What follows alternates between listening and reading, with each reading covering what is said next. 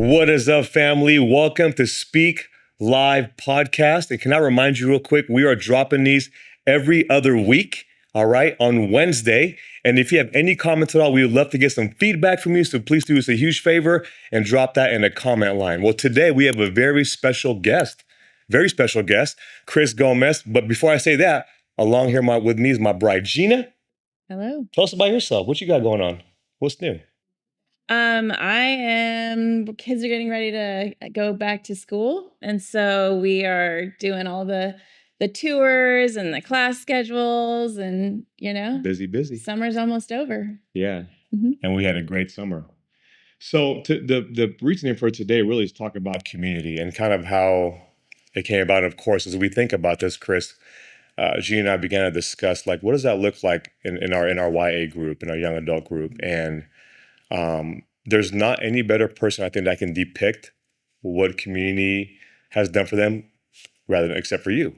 And so today we really want to just dive in on what that story looks like, what the Lord's been doing in you and in your life. We obviously see you doing your thing. You worship like a madman. You love people like crazy. You love the other guys like crazy. And we've built such a great community here. But I don't know if we've ever really talked about what it looks like for you. Like from your perspective. From our perspective, I think we have a pretty good idea. Yeah. But I think from you, really just kind of just want to hear. And so what made you realize that you needed community and that you needed people around you? Yeah. Well, going back to wanting to be isolated from everyone, like that night, I was gonna stop coming. Like I was like, I'm not worthy enough to be here. I'm not like, God placed these people in my life for a reason. But I feel like in that time, like in my mind space, I was feeling just unworthy of everything. I was like, I've done so much in my past that I don't deserve none of this. So then after you texted me and I told you I was back in the colony, I get home and my brother texted me and he was like, hey, do you mind getting us Chick-fil-A? And I was like, I'm already out. I was already parked at the house, but I just didn't want to go inside. And I was like, you know what? I'm already out. Yeah, sure. So I go and I stop by a gas station. And I can feel myself about to break down, but I'm like, no, stay strong. Like, we're good. Like, we just need us. And then my cousin called me randomly. And me and her are really close. And, she's finding her way with God too. And she called me. She was like, hey, just thought I should check up on you. She was like, I have other news to tell you, but I just thought I should check up on you. You doing okay? And I looked at her on FaceTime and I was like, I couldn't say anything. And she just saw me break down. And it's very emotional right now because it was that night I realized how alone and separated I was, pulling myself from everyone. And it was I kept finding myself going back into bars, into texting old friends to meet up, to do this. And it was I was doing everything. I worked so hard to get close to God just to fall all the way back. Yeah. And going into that, me and her were just talking. She was like, well, Chris, she's like, I don't want, that person to ruin your experience here. She was like, I feel like the Lord has really placed you in this community, in this church for a reason. She was like, yeah, I know it separates us. She was like, but I feel like you're being called there. And she was like, I feel like that's why you feel so bad about it. You feel guilty about not going because you're letting those people down. You feel like you're letting people down. She's like, but I really see those guys care about you. Cause I told her that you kept texting me. Yeah. And I was just breaking down.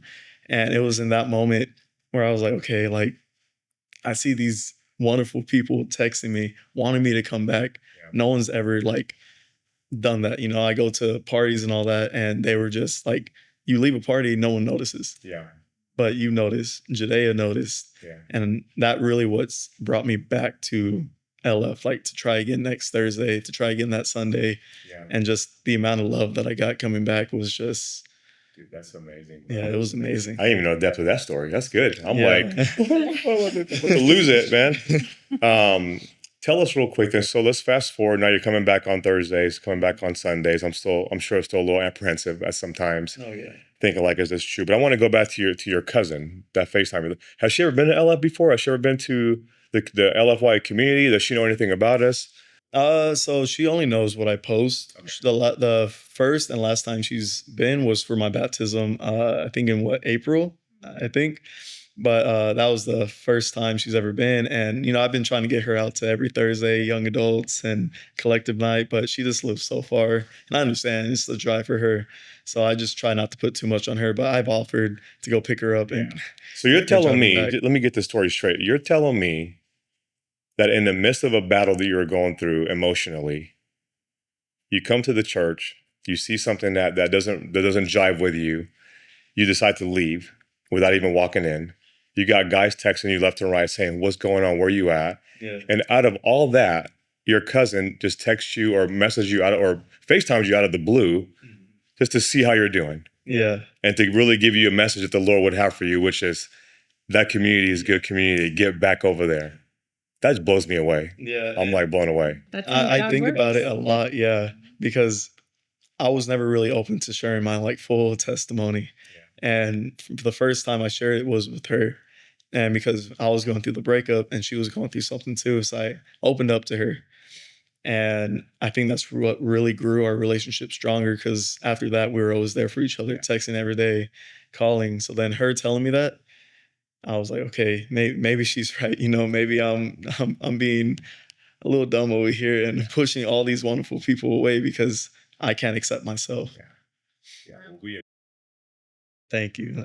And to Oh, I know see where you were then and to see where you are now is like, I mean, it's amazing. Thank you. And you're so involved with LFYA that, I mean, I can see that you see how important it is, and you just want that for the people that you see hurting and that need that too, which is, I mean, that's all you can ever pray for and ask for, and Yeah, what I love about that is the fact that when we go through something, I think the Holy Spirit makes us a little bit more in tune with people who are going through the same thing. Mhm. And that's when He gives us the boldness to speak out and love on somebody. And that could be through prayer. It could be through a conversation. You've seen a lot of guys come in who are in that spot where they feel unwanted. They feel like no one cares about them. No one's going to notice if I'm here or not. Yeah. And when you seen a WhatsApp yesterday, I text people who weren't there. Oh, every 4 or 5 names like, "Hey, love you guys. Where you at? Miss you." But I think it's those simple acts of kindness that people show that really get people to a place where they feel like, you know what, I can be a part of this community. Yeah. So let's fast forward real quick. Let's talk about community. Like now, where are you now? Like what's happening today in that community that we keep talking about? and also to say, we know that life isn't going to be easy, and it doesn't necessarily get better, Yeah. when you follow Jesus. But we have the promise that He's going to help us through it. So I know you go through things now, but now that you have community, how do you face challenges in your life right now, or maybe a current challenge that you are going through that you have the support? So how is it different now than it was when you didn't have people around you? So now, when I really do, like, because I feel like the enemy really tries, because he knows my weakness and it's my past. And I really feel like he tries to bring it up all the time. And I think it's me feeling unworthy a lot and feeling like I'm not called to do this. I'm not called to be a leader in whatever I'm doing, bodybuilding, coaching. So what's the whole point? And going through that season alone really messed with me a lot. Like there was moments where I'm just every night crying and I don't know why. And I'm like, like I said, pushing everyone away, not wanting to talk to people, putting in more overtime at work just to stay away from the house, to keep my mind busy. But then there was those moments where I'm alone and it's just me and my thoughts, and they're eating me alive every single day. And going into this community with all my brothers here and, just them loving on me, them keeping me accountable, and me being able to share my testimony with them, sharing my vision, my dreams with them. They're keeping me accountable. They're showing me other ways to get to that vision, get to that dream. And it's really made me become from this socially awkward guy to now I'm trying to volunteer more. I'm trying to be more part of the YA leadership, and I see other people come in, like the guys and the girls, and I'm like, okay, like, let me go introduce myself. Because for the longest time, I was like, well, I'm here. I'm just gonna stick with the crowd that I'm used to. But then like I started opening my eyes to seeing like there's guys out there who it's their first time coming in, and it's scary, and it's kind of like nerve-wracking because they don't know anyone.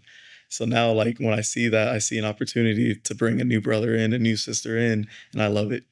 That's And do so you good. feel that when you're looking at others, that it helps you and encourages you to strengthen you to know that you are worthy and that God does see you as as a gift too to help Yeah. people, and it helps you with what you're going through. Yeah. That is, you're not so focused on yourself.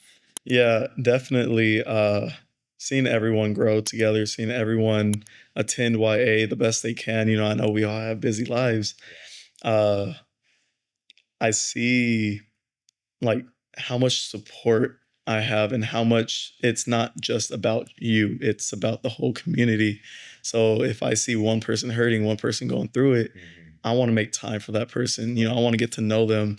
So instead of just, you know, going about me doing all this, I try to do one-on-ones with some of the guys now. Like I try to, hey, let's meet up at this time for coffee and let's just talk. And I've grown some really strong, like, I guess, relationships with these guys. And like me and my brother, not Anthony, Danny, like me and him are just like Yeah. tight now. Like, you know, he tells me everything, I tell him everything. I feel like it's all about building that close relationship with every single guy. Even if you guys have different perspectives on things or like different ideas in life, I feel like we can all relate in one way. And definitely like just seeing how much support goes into YA and how much you guys care about us, it really just makes me just want to stay. Yeah. Like I don't ever want to leave. Like I just want to keep doing more with y'all. I want to keep growing this community with y'all. Yeah. Well, we love We it, don't man. want you to leave. Don't ever leave, please. I'm going to bring up to you a story that we've often talked about amongst the guys in regards to community, and our brother Danny.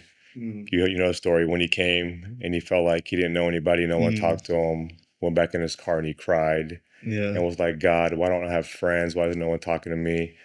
When you first heard that story, what did you feel? What was your thoughts on that?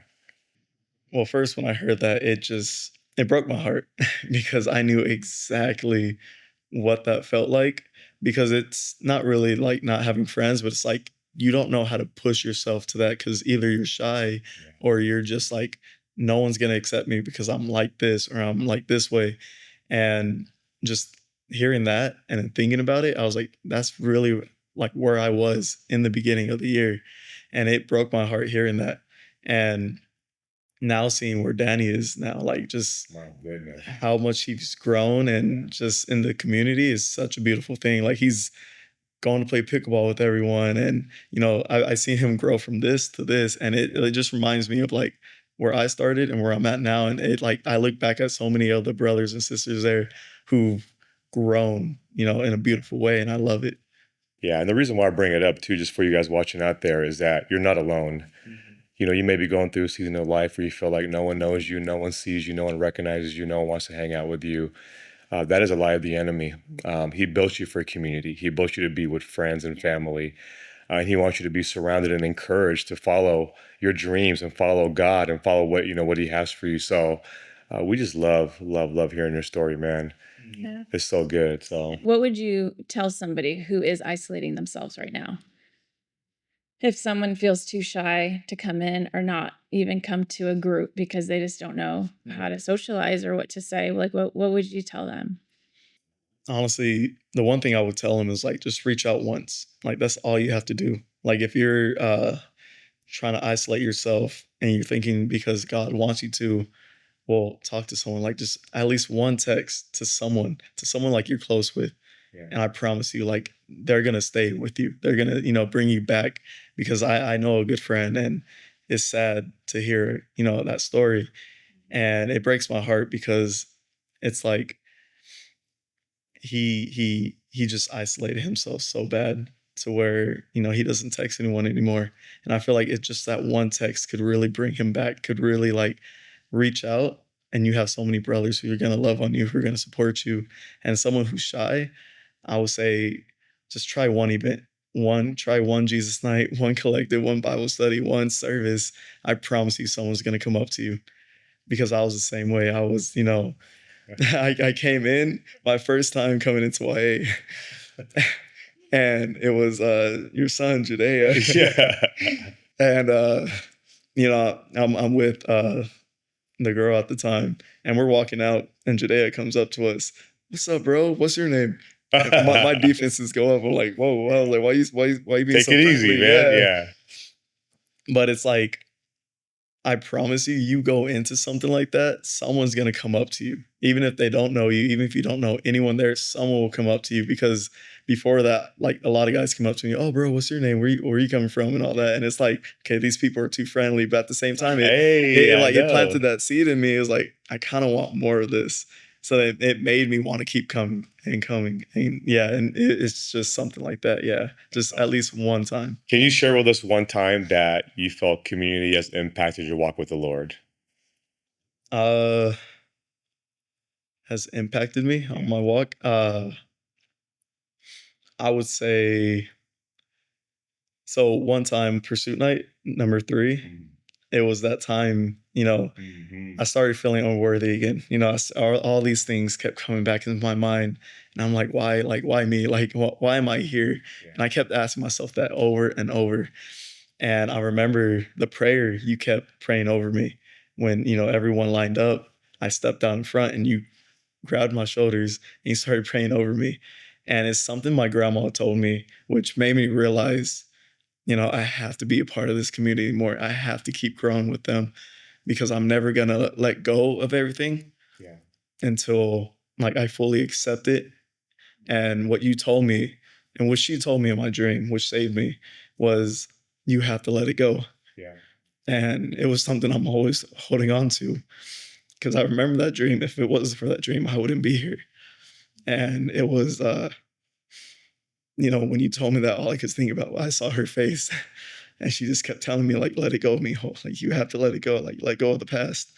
And when you told me that, it just broke me to tears. Yeah. And just, I felt all the hands come over me, and it's all my brothers there praying over me. And I'm like hugging Judea. And it's just, that is what made community come alive for me. That is what made me realize I need that in my life, because without y'all, I would not be here right now. Without God, I would not be here right now. So yeah. We're so honored, man. Yeah. Mhm. I don't even know what to say. I'm like, let me wipe my tears for a second here. Well, from the very first time that I seen you, bro, I told you I believe in you, man. There's something in you that God is calling out. And I think I remember praying that night, until you let this thing go, God's not going to give it to you, man. You have to make some space, right? In order for you to be able to grab something, you have to let something else go. Yeah. And so now seeing you walk your full potential and who you are, and seeing you interact with new people on Sundays, making an intentional move on the guys coming in, that just, man, it just blesses us, and knowing that, we're doing something right. I do a lot of things wrong. There's a few things I do right. Just a little bit. Just a little bit. Come on. A little bit of grace.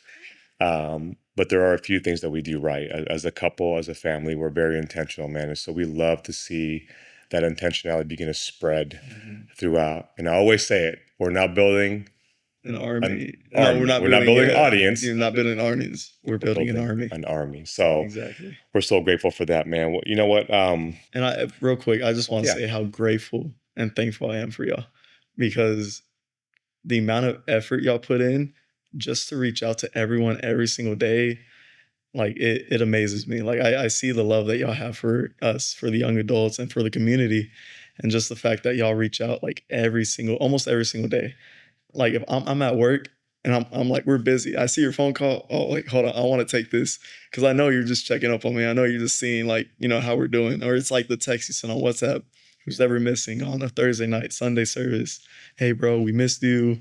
Hope to see you soon. And then you make time to do one-on-ones. And I love that. And I hear stories about you making one-on-ones. And it's a beautiful thing. And I love this community. I love what y'all done with everything.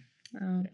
Hey, we know you can't do life alone. No, and it's such an honor. I think for us, it's not a job. And I've said this before. It really is an honor to be able to walk life with young people who have vision. And you know what? If they don't have vision, we help. Yeah. We want to walk alongside of all of you guys who are going through something and overcoming things, and accomplishing your dreams and your goals in life. And so, as much as the Lord would give us the energy and the strength to, and the willpower, you better believe we're going to be there. And I'm still chasing you down. I'm 46. I'm about to be 46. I'll chase you down. I'm not kidding. About to hit that big 50. And you know that, hey, why is he going to Four bring a more years. 50? 4 more years. Bring a 50. I'm done. I'm done. But no, we're so grateful, man, to be able to do this with you. So thank you for allowing us to be your leads, really your friends. You know, I feel like you're, for 1 year, my goodness, like such a huge part of our lives. Like, what? Who's this guy? Where'd he come from? Like I've always told like other guys too. I'm like, I feel like I've known y'all for so many years. It's crazy. Yeah. And I've only known y'all for like a year. I've only known some of the guys for like a few months. But like, I feel like I know them on a deeper level for like years and years. Like I grew up with them. Yeah. It's And I crazy. feel like when it's genuine, that's what happens. Oh yeah. Right? You can know someone even for a month. Mhm. And if it's genuinely coming from somebody, it's real, and that's what the Lord's all about. Yeah. You know, it's not a lot of surface things. It's getting real and getting deep, and so yeah. And we know about getting deep. We ask crazy questions all the time. But just for somebody to be able to feel like, you know what, I don't have to be ashamed. I don't have to be afraid. I don't have to feel guilty about the things that I've done. Because Lord knows we all have things that we've dealt with, the things that we've said, we've acted, treated people. And I thank God for that. I always say that grace and that mercy, that's so pure and so kind. And you definitely, bro, walk that out. So in regards to your faith walk, if there is a person right in front of you right now that you can give some advice to, you know what? Let me rephrase the question. What would Chris tell Chris a year ago about his walk with the Lord? I would definitely tell him it's not going to be easy because it's not. But also, I would say it's a beautiful journey. It is something that you're going to experience new things, new love, new friends, new community. And one thing I would definitely tell him is like, you have to let it go because it wasn't your fault. But once you let it go, you become so much more open to new things. You become more vulnerable, not vulnerable, but like, yes, vulnerable, but you're allowed to grow in new seasons. Like I never saw myself becoming a leader somewhere. I never saw myself training a few guys at work into the gym, into like mentoring them, but I'm doing it now. Yeah. And I would just tell them like, you know, everything is possible with God, but you just have to let it go. You have to let your guard down, and you just have to accept them into your life right now, because that's the most important thing right now. Yeah. And I think that Chris listened because he did it, Definitely. man. So good. Took some time, but you know, we're here. So Chris, what in detail did God save you from? It's a really tough question, but my testimony, I don't really share it a lot because I feel like I'm gonna get like judged. And it's very emotional only because what I listened to and what I made true. And so going back, you know, in high school, I was drinking and smoking like a lot. Like I was into heavy drugs, and it was just something to cope with. You know, I was a little overweight, always made fun of, but I was like the butt of the joke on every, you know, conversation. So, you know, to make me feel a little better, I would drink, I would smoke. Well, graduating from high school, I didn't know what I was doing with my life. I was stuck in depression. I was always having anxiety attacks. But every time someone would ask me if I'm doing okay, I have a smile on my face. I'm doing good. Like I'm figuring it out. And then they leave me. And that's all I wanted. Even though I wanted to tell someone how bad I was, you know, really going deep into stuff. And, you know, I was very lustful. I was diving into, you know, bad websites, you know, drinking even more. I was smoking even more. And it got to the point where I was sick of everything. Like my depression and my anxiety really took over. Well, in order for me to cope with everything, that's when I started working out. I got, I think, 4 jobs coming into my 20s, and it was just more of a distraction. Well, my grandma passed in 2021, and she was a big rock for me. You know, losing someone like that, it kind of separated the family. And I never really had time to cope with anything like that. Well, leading into that, I did some pretty bad things. And I won't share everything, but I received a text. And his text said, I hope you find God. But if you do, he's never going to forgive you. He hates you. You're a bum, you're a scum, all of this. Well, I saw it as, okay, well, God hates me already. So I'm just going to do whatever. I'm just going to figure out life without him. So I continue to go. And this is when I get the real estate job. I'm working at the warehouse. I'm doing roofing, and I'm doing roofing sales, and I'm keeping my mind distracted because everything, I'm like, okay, I have to make it. I have to make it to prove him that, I'm not a bum. Yeah. I don't know why he hates me. Well, I end up getting a wreck. And I'm like, okay, God's testing me. He's really trying to push me down hard. And this is just, I think it's me versus God right now. And I lose the real estate job. They didn't even tell me I got fired. It was more like they stopped answering me. So that made me feel even worse about myself. Like I couldn't accomplish things. But I ended up getting back up again. I'm like, okay, like I'm good. Let's just keep going. Well, then I injured my lower back in lifting, and that was the only thing I was good at. So I'm feeling even worse about myself. And this is all happening from 21 to 22 going into the year. And that message is just still in my mind.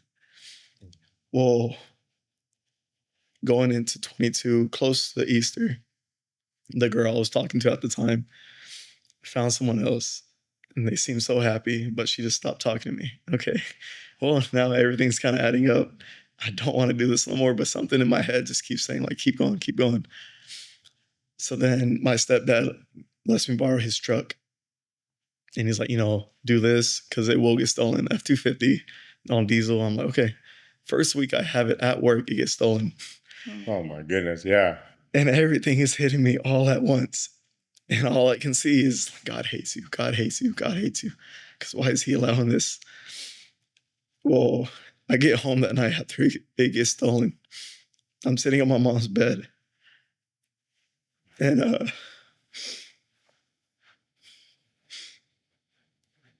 I just ask her, I'm like, why does God hate me?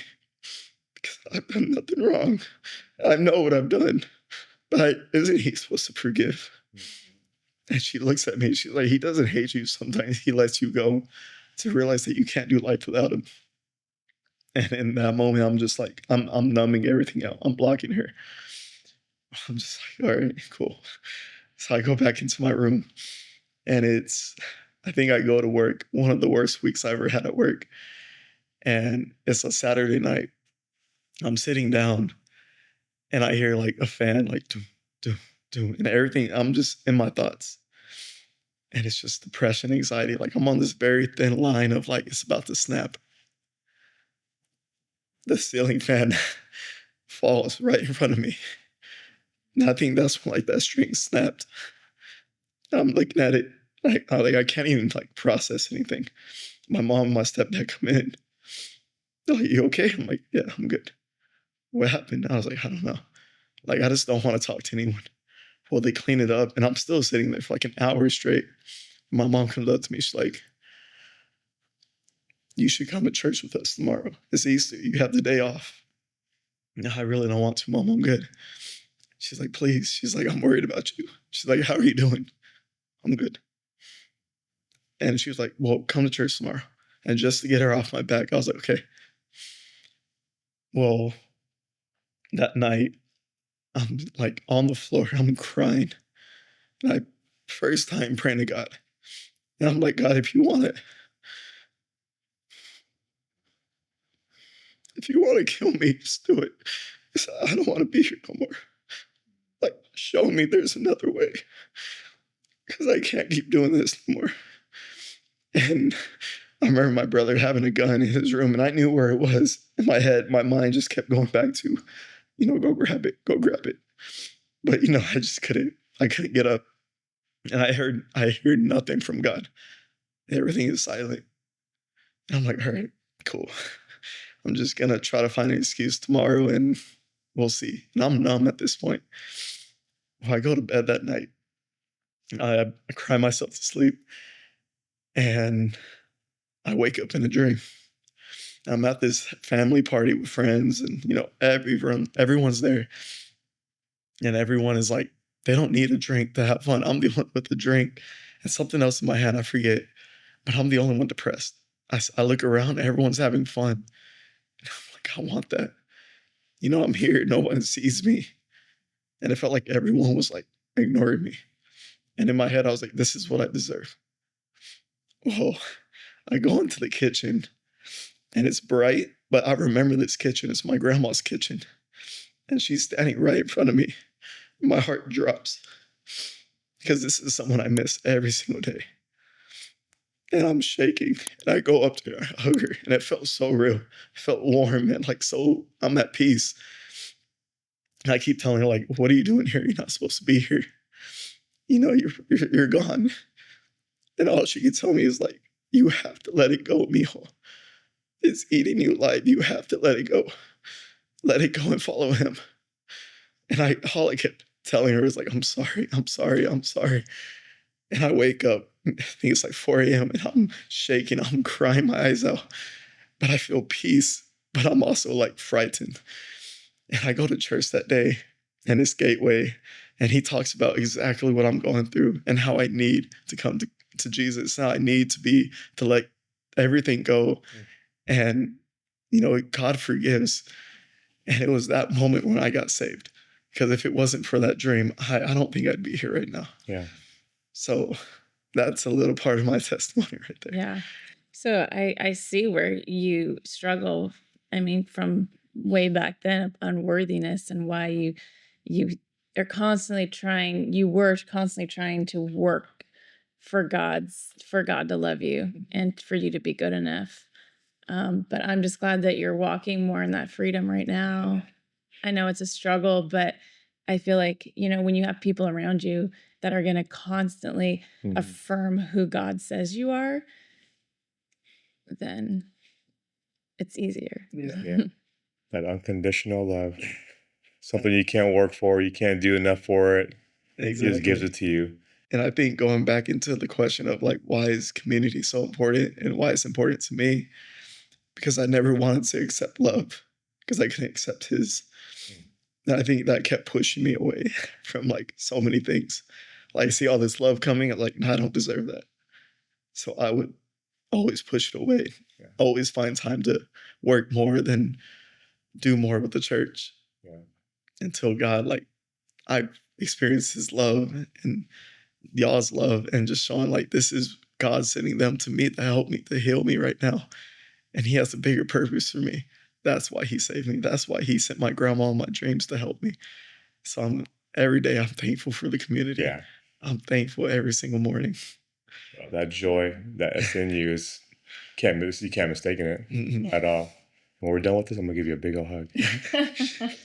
I want a big hug. Let's go. Hey, well, thank you so much for hanging out with us today on Speak Live Podcast. Again, can I remind you, we drop a podcast every other week on a Wednesday. If you have any comments at all or any questions, feel free to drop them down below in the comment line, and we will see you back real soon. Have a great rest of the day.